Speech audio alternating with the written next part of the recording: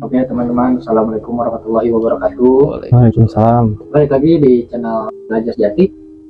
Kali ini gua sebagai MC-nya tidak tampil di layar karena keterbatasan tempat, jadi di balik layar aja. Ini gua akan memperkenalkan ada Bro Andre yang sebelumnya konten bareng kita, dan Wijaya juga masih di sini.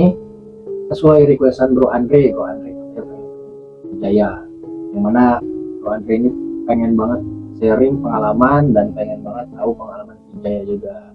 Jadi langsung kita kembalikan kepada Bro Andre. Langsung Bro Andre. Ya, makasih ya Bang. Ya alhamdulillah banget nih Ki, udah bisa ketemu sekarang.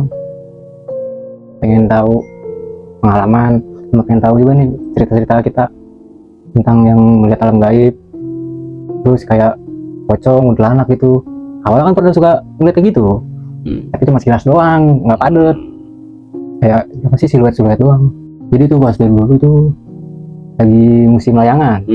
Musim layangan, emang bokap kan pengen beli bambu tuh, bambunya di daerah selatan, dari Jakarta Selatan, agak jauh. Baru keluar rumah, turun kan deket komplek. Pas malam jam 10-an itu di rumah orang komplek Ki, ada siluet bentuknya pocong. Dia agak gemuk gitu dia dah. Siluet doang. Tegasin kan, bilang ke bokap, kayak ada bayangan dah di atas. Ah ya bener lu, kata bokap gitu ya. Coba muter balik. Bokap yang bilang, kita udah takut aja. Pas muter balik udah kagak ada. Rumah gede, cakep rumahnya, rumah komplek. Tapi pada saat melihat jelas Siluet doang, tembus tuh, bentuk garis set ya. Terus ada lagi yang waktu musim ikan cupang tuh, zaman covid, emang lagi demen nyari kutu air ya. Kan malam dia makan keluar ya, di rawa-rawa, pinggiran rawa tuh emang lagi gerimis rintik-rintik. Nggak tahu tuh ngapa ya. Pas sampai situ, kirain bendera itu kan ormas, merah. Kirain ada rambutnya. Tip angin emang lagi kenceng, gerimis rintik, enggak gerimis terus. Cuma lagi nyari-nyari, akhirnya kayak tarik. Ayolah, tuh apaan tuh merah-merah? Belum pulang aja yuk. Pada nganter ngapa-ngapa. Oh, apaan sih? Kuntilanak. anak merah. Terus tip angin tuh tembus. Soalnya ke bendera. Tembok ketemu beton. Pohon pisang, dia di tengah-tengahnya. Dilihat tuh cuma setengah doang soalnya. Bilang bendera, bukan bendera, masa di bawah. Kira udah, pulang aja langsung. Tuh, yang paling berkesan mah masih keinget. Tapi sebelumnya pernah melihat itu selain kedua itu? Enggak, belum pernah. Belum pernah. Yang jelasnya itu doang. Jelas tapi belum padat. Belum padat. Oh, masih siluet. Kalau belum padat itu gimana ya gitu ya? Itu bisa dijelaskan dengan keyakinan, dibantu dengan untuk memperjelasnya. Memperjelas kayak gitu. Untuk memperjelas tampilan biar padat. Dengan mata batin, dengan keyakinan penuh. Apabila ngelihat gaibia, dengan adanya keraguan sedikit pun, tampilan itu akan seperti buyar. Jadi keraguan. Tidak full padat. Kalau ragu, keraguan itu muncul karena dibarengin dengan rasa takut. Iya sih, emang agak ngeri sih kan, baru-baru tiba-tiba. Tapi kalau kita tenang terus kita yakin, kita tegaskan, dia akan padat dengan kita lihat dengan mata batin. Mata batin, bukan mata syariat. Mata yang ini bukan, itu mata syariat, mata dohir. Jadi mata batin itu bisa kelihatan dengan jelas. Diajak komunikasi pun bisa. Bisa ngobrol? Bisa. Karena dulu waktu proses Aki menjalankan membuka mata batin, dulu juga tahun 91 itu proses pencarian ilmu kedikjayaan, ilmu mahabbah, ilmu ya segala macam ilmu, tapi tidak berkaitan dengan gaib. Karena dulu kita nggak tahu ya, setan mah ada, gaib ada, tapi nggak kepikiran ke situ. Taunya ilmu kedikjayaan. Ilmu kedikjayaan itu apa ya? Kayak kebal. Oh, itu namanya itu. Ilmu kontak. Kalau untuk mahabbahnya yang buat kewibawaan, biar ucap kita bisa meluluhkan hati orang. Dengan kewibawaan juga tatapan kita bisa bikin orang tunduk. Dulu yang tertuju dengan itu. Seiring waktu bertahun-tahun kita mempelajari, belajar di sana, belajar di sini untuk ilmu ya, karena masih muda. Karena kita masih muda itu kita butuh. Satu tuh udah Udah lulus sekolah apa belum itu Ki? Masih SMA kelas 2. Masih SMA? SMA kelas 2. Tahun 91 katanya belum lahir. Nah, proses kebenaran yang kita dapatkan benar buat kita. Kebenaran itu yang kita dapat benar buat kita, belum tentu benar buat orang lain. Iya tahu itu. Benar buat orang lain, belum tentu benar buat kita. Jadi kita ibarat kata bijaksana menerima atau memahami perjalanan orang lain. Seiring waktu perjalanan, sering ke orang pintar ini, dapat amalan seperti ini, bisa menguasai 3 hari untuk ilmu kontak, pertahanan napas, terus dapat sabuk Kayak yang mana itu? diginin itu. Oh ya bukan ya. Kapal, terus dapat bedok cetok yang kecil. Duduk cetok. Jadi kalau kecil bisa dimasukin dompet. Tuh, Oh yang kecil-kecil gitu. dapat batu cincin. Pokoknya perjalanan untuk mencari ilmu kedigayaan sampai tahun 99. Itu dikasih semua apa narik Ki? Itu dikasih dari guru-guru yang di sana.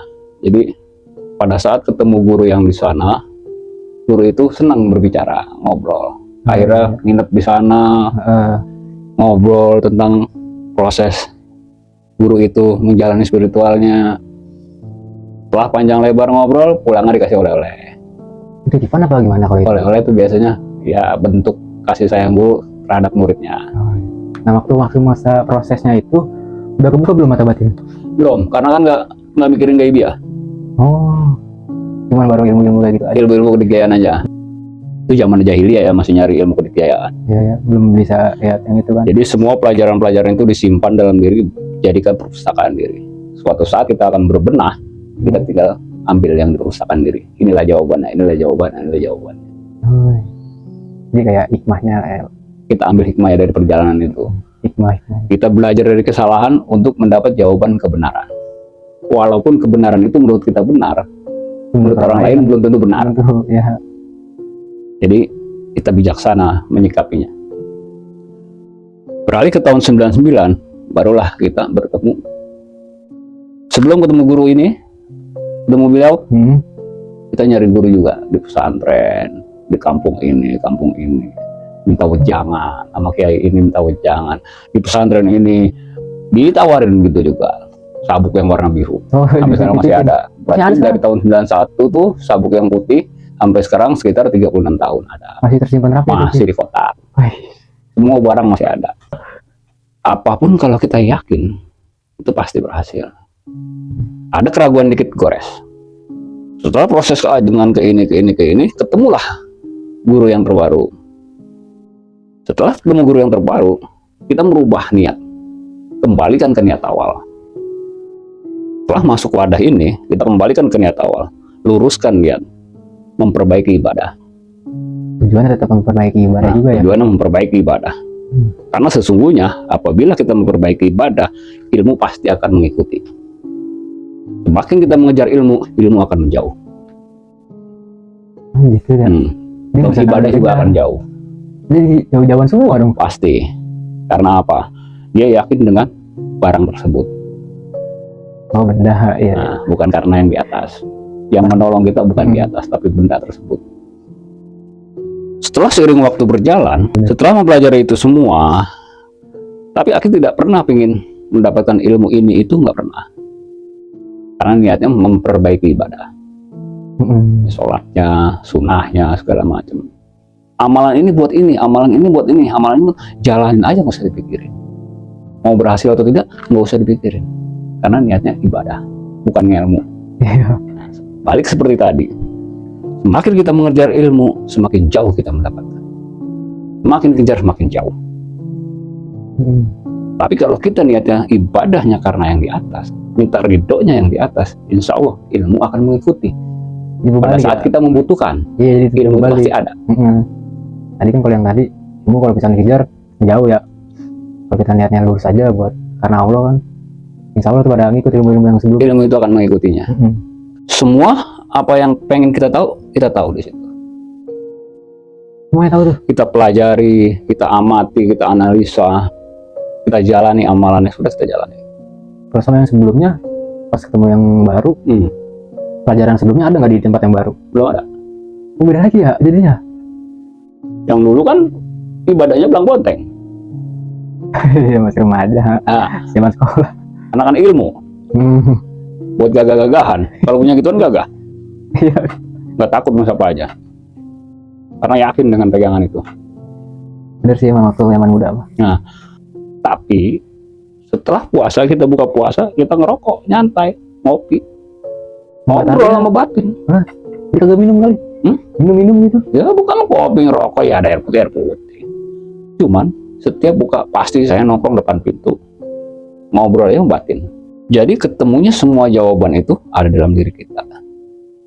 Kalau misalkan kita tanya sendiri sama batin kita, ada jawabannya lagi ya? Ada.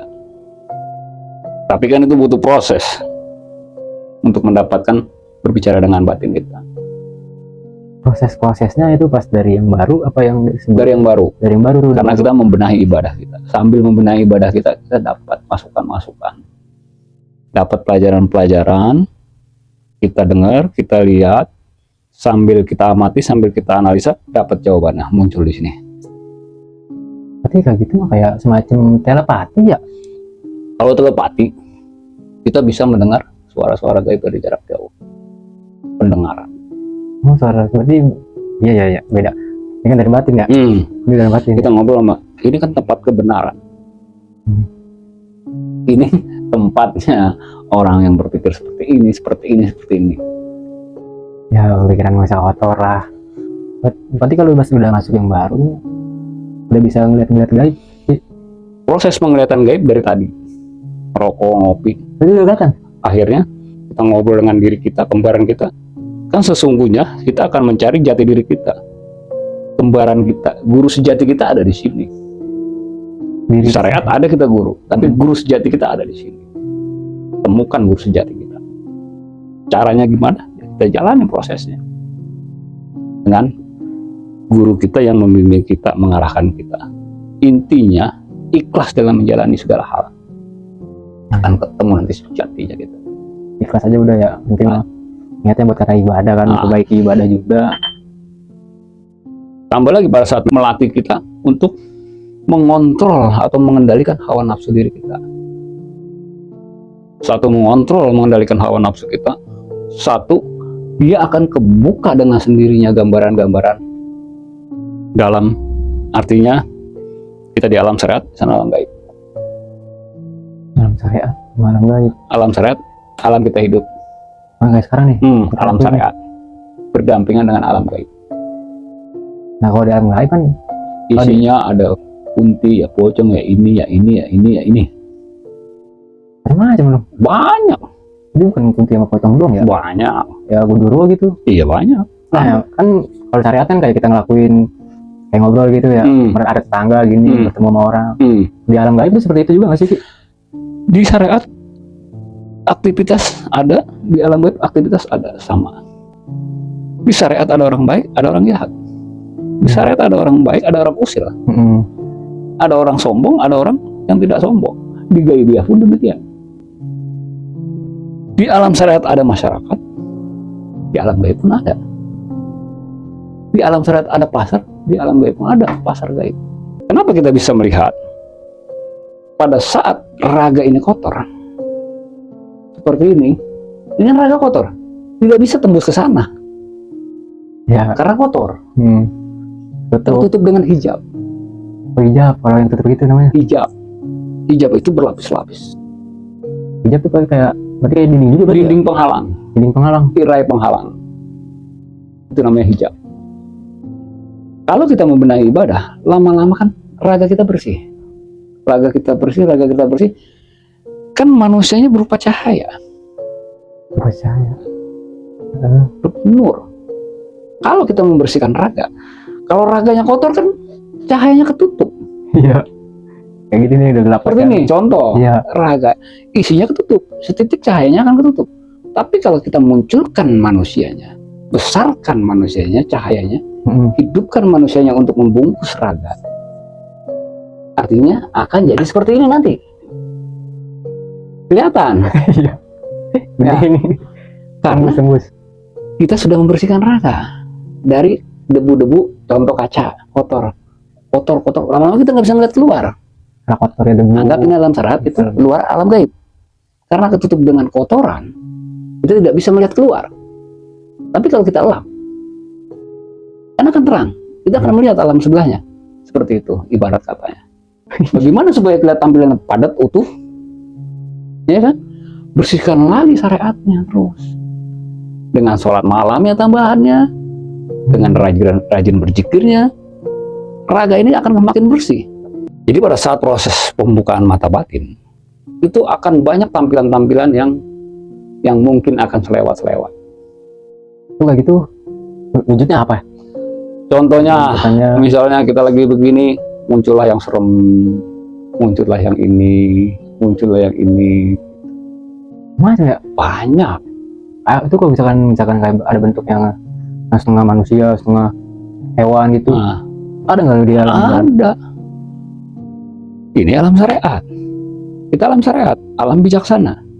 Alam gaib, hukum rimba. Siapa yang kuat ilmunya, dia yang berkuasa. Siapa yang kuat ilmu, dia yang jadi pemimpin. Nah, kalau orang lahir, berarti kan masih suci, masih bersih. Matanya pun masih bersih, bisa melihat alam sana. Artinya anak bayi bisa ngobrol begini, ngobrol sama begituan, karena masih bersih. Bisa nggak jadi bayi lagi kayak gini? Yang jadi masalah kan ngebersihin kayak gini yang susah. Prosesnya panjang. Seiring waktu, pada saat kita sudah mempelajari tentang hal gaibiah, dulu kan sering comot sono masukin ngobrol, comot sono masukin ngobrol, ngobrol.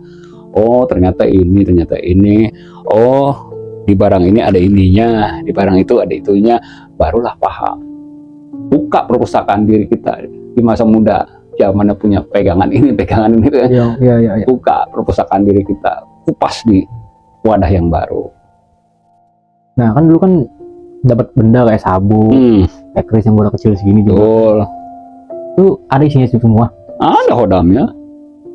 Jadi pada saat kita sudah mempelajari hal gaibiah, kita tahu ternyata apa yang kita pelajari, apa yang kita dapat selama masih muda, ternyata berhubungan dengan gaibiah. Yang dulu itu. Nah, kita amati, kita pelajari. Dari hijrahnya kita dulu mencari ilmu kedikjayaan, sekarang ibadah. Dengan ibadah kan berarti kita membersihkan dari raga yang begini jadi begini. Jadi bersih ya. Dari yang tadinya nggak bisa ngeliat jadi ngeliat. Iya. Tetap ada amalannya, kan seperti itu. Gak banyak kalau orang kesurupan kan tenaganya lebih besar, bisa 5 atau 10 kali lipat kalau udah ngamuk. Karena mungkin di sama yang isi gaib itu ya. Tenaga gaib kan besar. Jadi kebetulan ya, apa namanya itu? Kasihan juga orangnya. Kayak orang ketemplokan gitu. Nah, orang ketemplokan atau orang kesurupan, kita lihat dengan mata batin, kita bisa lihat orang itu hanya ketempelan begini atau masuk full ke dalam raga. Berarti kalau masuk mah itu bisa dibilang kesurupan ya? Kesurupan. Kalau cuma ketempelan kan tanggung-tanggung. Pendot doang gitu ya. Nah, ngamuk dikit-dikit doang, ngocehnya dikit-dikit doang. Tapi kalau udah masuk full, ngocehnya wah. Lu mau bacain apa juga dia bisa baca. Pinter juga ya. Misalkan kan ada orang ya, orang kesurupan terus minta kopi, masih panas banget langsung diminum. Yang minum siapa? Gaibnya. Bukan orangnya. Gaibnya. Tapi setelah gaib itu keluar, ya kepanasan raganya. Ya berasa dong kalau misalkan itu langsung minum. Ya berasa. Pada saat minum itu ya nggak berasa. Iya ada rasa lagi tuh. Ada. Bakar lagi tuh. Maka capek dianya. Udah pasti capek pas sadar. Nggak mungkin nggak. Setelah itu semua terbuka dengan sendirinya, tingkatkan terus ibadahnya. Jadi ya ngambil baiknya aja jadi itu ya. Nanti akan terlihat orang yang punya pegangan, benda yang ada isinya, wilayah-wilayah yang angker, itu akan terlihat dengan sendirinya. Nah kamu kan wilayah angker kan, pasti kan udah ada gaibnya ya. Pasti. Karena kita tahu, kita ngeliat dia ada, dia ngeliat kita ada nggak gitu? Dia ngeliat kita ada. Dengan keadaan kayak kita kayak sekarang kayak di sana. Mau kita kotor, mau kita bersih ya dia ngeliat kita nggak bisa ngeliat dia. Kecuali orang yang mata batinnya tajam bisa ngeliat dia. Jadi padat gitu. Nah, Kalau orang nggak kebuka mata batinnya, atau dia melihat yang begitu-begituan, lihat kuntilanak atau pocong, misalnya ngeliat nih, tiba-tiba ngeliat, oh ada itu, dia lagi apes. Oh lagi apes di alam gaib tuh diartiin kalau di syariatnya kayak gimana ya Ki? Dia bisa kelihatan sama kita, berarti dia lagi apes. Ada sebab, ada akibat juga dong. Kalau dia apes itu, kenapa dia apes? Karena keberadaan dia diketahui sama kita. Jadi apa sih ya? Apes, Kan kayak punya kawan nih di kerjaan, dia punya pegangan gitu. kelihatan. Kita berasa nggak di diri kita sendiri? Kalau kita udah terbuka, bukan berasa di diri kita, tapi di belakang dia itu tampilannya. Oh, Karena yang ngawal kan selalu di belakangnya jagain. di kode yang tadi gitu. Jadi untuk mengetahui barang, benda atau apapun ada isinya tidak, kan ada gaibnya kelihatan. Kuciptakan jin dan manusia hanya untuk beribadah padaku. Iya. Jin dan manusia untuk beribadah, tak ada lain. Tapi kan manusia juga kan tergantung wadahnya. Kalau wadahnya nggak bener, manusianya kan terkungkung. Jadi kandangin lagi ya. Nah, Tutup. kebenaran dikungkung. Yang bermain ini logika, pikiran, nafsu. Setan-setan masuk ke dari nafsu kita. Merusak juga ya dia. Nah, kan tugasnya akan aku ganggu sampai nanti hari kiamat. Tugasnya Merusak akal pikir ya. Akal pikir. jadi sombong kan punyanya iblis. Dia sombong. Kan akan mengganggu selamanya sampai hari kiamat nanti. Jadi gunanya mata batin itu bukan untuk melihat ini itu bukan. Memang yang akan kita lihat kebenaran yang tersembunyi yang kita lihat. Tapi benar apa kata kita belum tentu benar kata mereka. Ya. Nah kalau misalnya menyikapi yang kayak gitu tuh Ki, gimana? Ini coba seperti apa? Yang benar menurut kita kan, menurut orang lain kan belum tentu benar. Menyikapinya gimana? Ya bijaksana aja kita. Bijaksanalah terhadap ketidaktahuan. Ngaji itu jadiin satu sama diri kita, sama manusia kita. Biar muncul rasa manusianya. Kalau udah muncul rasa manusianya, kita bisa menghormati orang, menghargai orang. Bukan orang lagi ya, orang tuh sebutan nafsu. Tapi menghargai manusia sama manusia, saling menghormati, menghargai. Oh iya. Pandangan kita buat orang lain gitu, manusia lain berubah ini ya udah. Jadi kalau orang-orang, ya orang raga. Tapi manusianya harus saling menghargai, saling menghormati. Kayak nggak pandang bulu gitu ya. Nah, jadi manusia itu kan pasti benar, nggak ada salahnya. Yang benar nafsu raganya, pikiran kita nggak benar. Kita bisa mengarahkan, mengendalikan nafsu-nafsu kita yang nggak benar, diarahkan supaya jadi benar, supaya terkendali. Yang tadinya pengen ngamuk, kita kendalin, jangan kalau gua ngamuk, nanti gua rugi juga. Andai kata gua berantem, lu kenapa-napa, gua yang kena, ketangkap juga. Ya apa visum dan orangnya kan. Nah, seperti itu. Diarahkan, dikendalikan. Tadinya kita mau ngomongin orang jelek, tahan. Kalau gua ngomongin dia, ntar dia nyampe ke dia, tersinggung. Coba kalau kita diomongin, pasti tersinggung nggak? Marah juga sih ya kan. Ngaji diri. Gitu. Dengan rawangan itu, kita ngaji rasa. Berarti, muka mata batin itu? Ya, ngaji rasa. Kita melihatnya dengan rasa gaibiah kan. Iya, Ya. bukan mata yang ini. Nah, kebenaran itu kan bisa terlihat dengan mata ini. Kita ngaji rasa. Apa yang kita rasakan kita lihat. Oh ini begini. Setelah kita tahu ya kita harus menyikapinya seperti apa. Oh dia benci sama kita walaupun dia kelihatan baik, padahal dia benci. Kita udah tahu, ya udah cukup tahu. Bagaimana kita menyikapinya supaya dia yang punya niat nggak baik sama kita jadi baik sama kita. Secara otomatis kita menolong dia. Jangan dilawan. Dilawan ya sama aja kita sama dia. Nggak ada bedanya. Endingnya nanti kita akan menemukan ilmu ikhlas. Ilmu ikhlas. Untuk mendapatkan ilmu ikhlas, ujiannya luar biasa. perjalanan yang luar biasa. Dikasih ya. Nah, Dikasih dalam semuanya yang dalam segala hal. Ya, segala hal. Jadi kalau kita sudah memiliki ilmu ikhlas, ya udah, orang mau ngomong apa silakan. Kita hanya berbaik sangka, mungkin dia nggak tahu. Karena tidak tahu Kita lah. ditanya, biarin aja, mungkin dia nggak tahu. Kalau udah ketemu ikhlas, kita bisa menempatkan segala tempat. Tempatnya ini ya untuk ini, tempatnya ini untuk ini, tempatnya ini untuk ini. Jangan dicampur aduk. Ini masing-masingnya jadi. Udah ada tempatnya masing-masing. Tempatnya. Barulah masuk kita ilmu hikmah, bijaksana. Kalau kita udah bijaksana pada diri kita, udah otomatis juga pada orang lain. Jadi ilmu itu semua datang karena otomatis juga kan ya. Nah, semua ada dalam diri kita. Oh, udah Tinggal ada. kita punya caranya enggak untuk membangkitkannya keluar. Berarti dari kita lahir udah ada semua ya Sudah sifat-sifat ada semua dalam diri, ya ilmunya, apanya.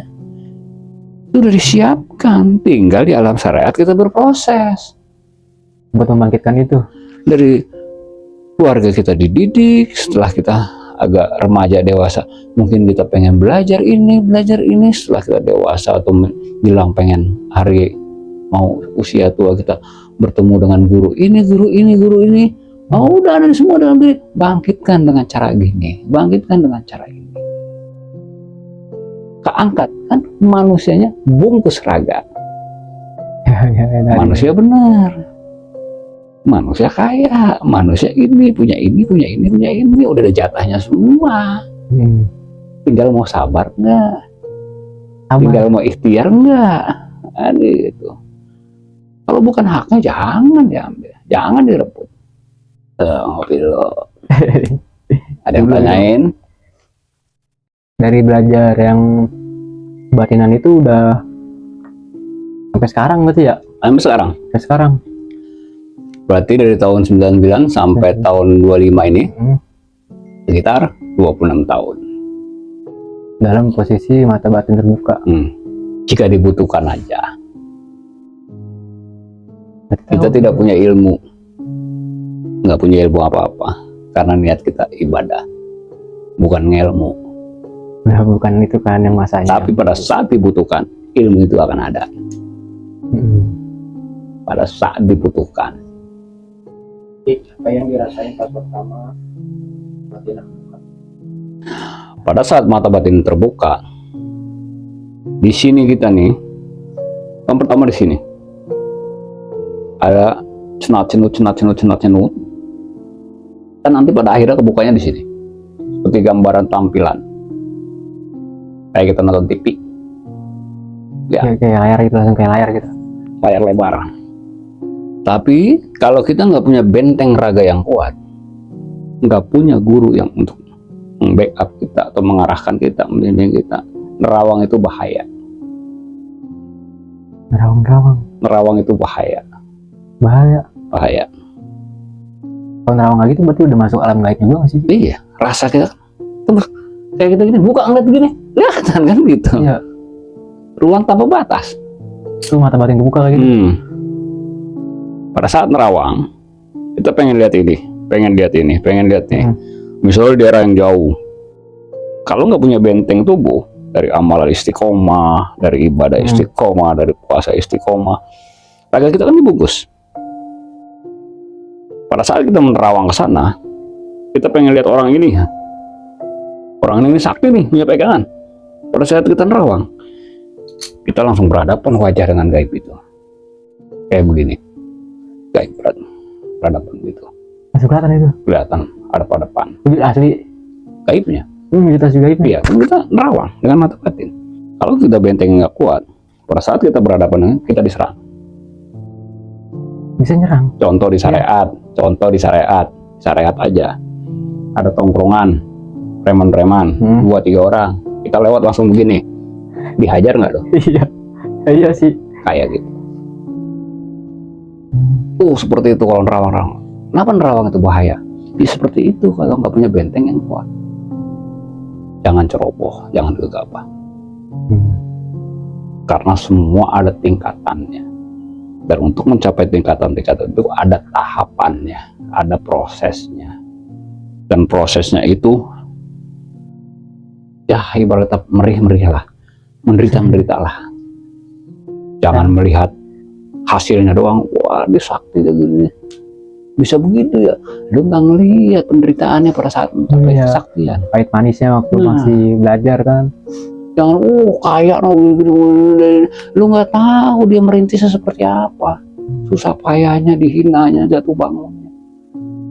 Jadi berbaik sangka aja udah.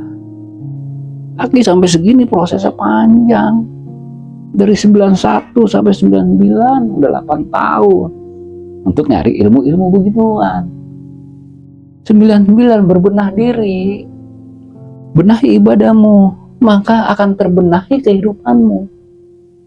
99 sampai sekarang hasilnya seperti apa sudah nikmati, jalani dengan ikhlas, jangan ada penyesalan. Nah kan waktu itu kan pernah lihat di konten YouTube ya Ki ya, cerita tentang apa namanya itu yang Sukma, sama nggak kayak tadi? Aduh, nerawang Luar Sukma, tingkatan keluar Sukma itu lebih tinggi dari nerawang. Luar Sukma jauh lebih bahaya lagi. Luar Sukma itu bahayanya yang sama kayak Kalau diserang juga, kan? kalau nggak punya benteng untuk menerawang dan segala macam, benahi ibadahmu, istiqomahkan amalanmu, seperti itu. Pelajaran lagi itu. Saya kira apa lagi?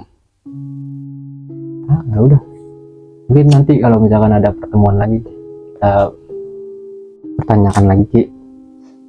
Jadi hati-hati, bijaksanalah menggunakan amanah. Kita diberikan terbukanya mata batin, diberikan ilmu itu sebuah amanah. Kita bisa mengetahui seseorang ini, orang ini, itu amanah. Jangan dibuka, cukup tahu. Karena jaga amanah itu paling berat, paling berat.